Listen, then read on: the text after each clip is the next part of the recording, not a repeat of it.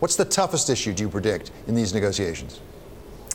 So, I mean, I think, first off, we have to say that it's quite remarkable that we're at this point. I think just a few months ago, Trump was threatening to walk away from the agreement. And now, tomorrow, we will see the start of the trade talks. Trump has set as the overriding top goal cutting the trade deficit. And what that really means is cutting it with Mexico, because that's really where the trade deficit lies.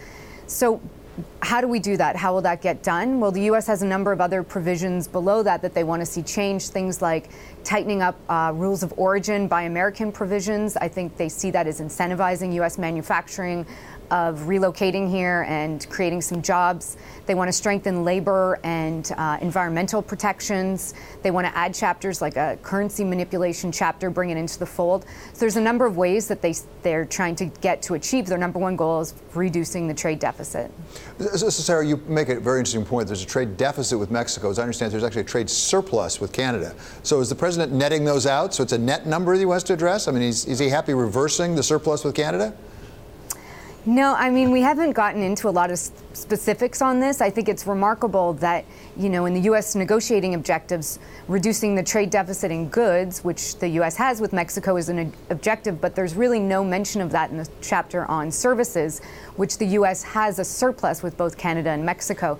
So again, there's not a lot of details. I think tomorrow what we're going to see are the trade ministers or the ministers responsible for NAFTA broadly outline their goals at a press conference, and then things will go behind closed doors, and that's when it'll get down to the nitty-gritty details. So Sarah, they have this goal of really reducing substantially, if not eliminating, the trade deficit with Mexico.